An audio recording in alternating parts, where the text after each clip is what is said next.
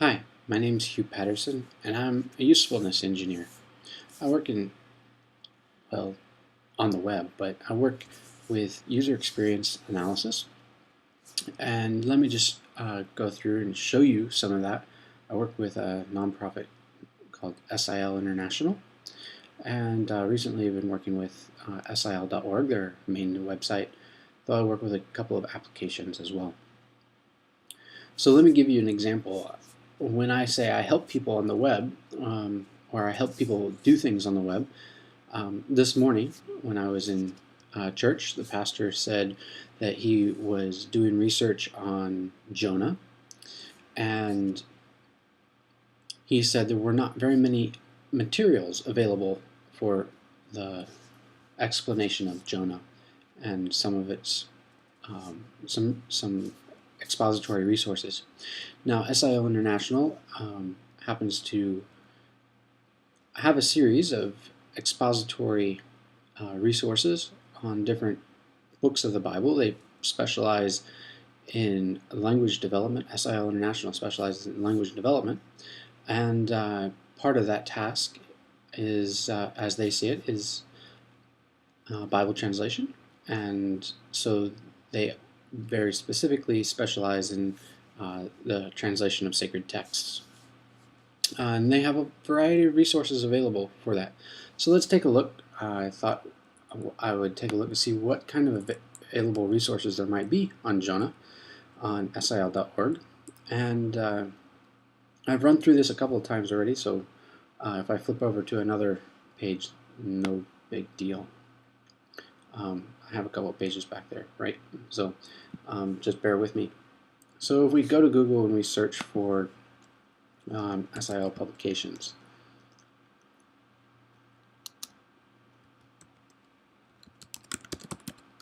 let's see what we get. Well, SIL publications here, and notice I am logged into Google, so I am getting personalized results. Today I've already been to Google a couple of times, and so it's determined that I probably don't want this one because I've been there a couple of times, and so it's trying to push this one that I haven't been to. Actually, I've been to it once, but in a different browser. So, but let's go here, SIL Publications, Resources. Let's take a look, see what they got. So we got quite a few things.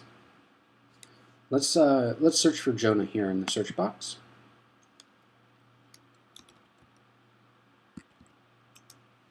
Let's see what we get.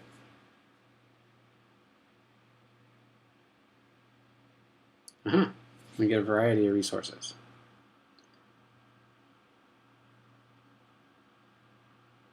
I think there's 9 here. And just pause the video here, and I'm going to fade to black in a second, and just take a look at these resources and see what they are.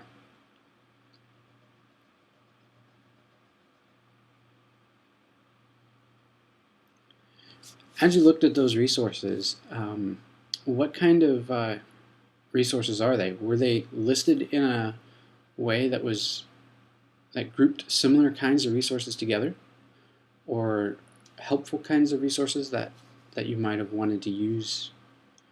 What kind of resource is the top resource?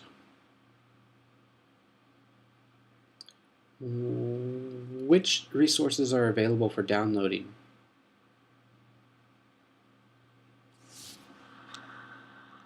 These are questions that different kinds of users will have. Not all may be interested in downloading things. Not all may be interested in English language materials or materials in English language. Let's take a look at the next to last one here, journal translation and texts. So this is saying that it's Journal Translation Textual Linguistics, Volume 7, Issue 1. And I could download the whole thing here, but maybe the whole thing is not pertinent.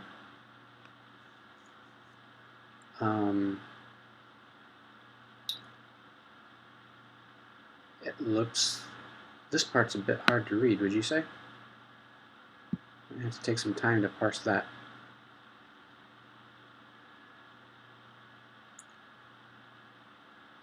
Let's see. The reason why this shows up is because it says here, from literary analysis of theological exposition, the book of Jonah. I don't see that part listed down here. Do you? Oh, I get it now.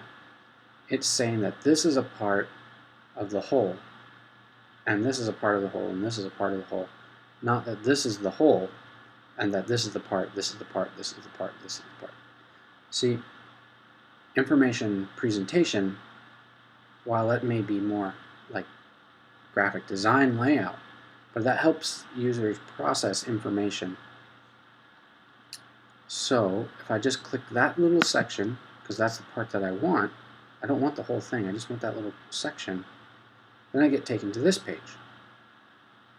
But there's no download section here, because before I saw the download, right?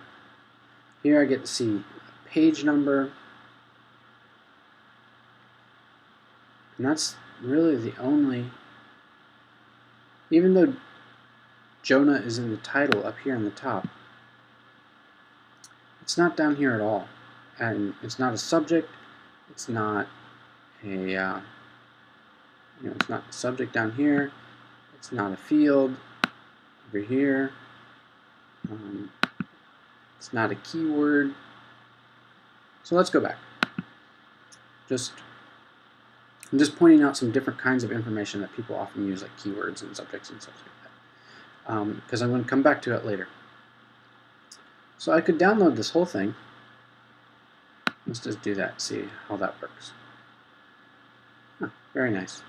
Downloads right away. But just differentiating some of these, let's take a quick look and see how other organizations that are hosting journals, this is a journal, present their works. I go to JSTOR quite a bit. It's a big host for journals. I want to find, they have a lot of different journals. So let's go into search JSTOR and let's look for linguistics.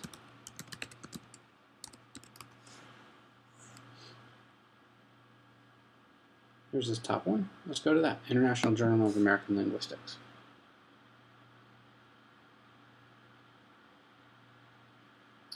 So here we're at, we might call this a masthead, but this is a page that basically describes the journal. You can get down here at the bottom who to contact about the editors, and if we wanted to look at an issue of the journal, we would have to look either at all issues or latest issue. If we click all issues, let's see what happens. They're listed by year, and then by the volume, and then by the issue. So you get this nice annual breakdown, or the decade breakdown, annual breakdown, volume breakdown, and then issue breakdown. So let's click on an issue and see what we have. What does an issue look like? Remember, that's the page that we were looking at before. So here you have some sort of graphic, and I suppose, and I know in most cases, this is true with JSTOR, that the graphic represents the cover and it looks exactly like it. So if you see it in the library, this is what it's going to look like. And then we have a table of contents and a delineation of what these are. And then you click on the top one, Generative Phonology, and you get a preview of the content. It's the first page usually with JSTOR. They sell subscriptions to libraries, so there's a monetization scheme behind it. And you got several different options, like you can export the citation metadata, you can email yourself a link to this, different kinds of little useful things. So let's go back to ours. See what the, so you can download only the whole thing, you can't download the parts. The parts don't show you here, the parts don't show you what pages they are, but the page information is available if you click. And this part, the table of contents as it's laid out here, duplicates this information right here, but does it in a way that's not really readable. So that's where we're getting to what is the important information on the page. How is it perceived by the user? Is it helpful? Is it redundant? And that's a little bit of what I do.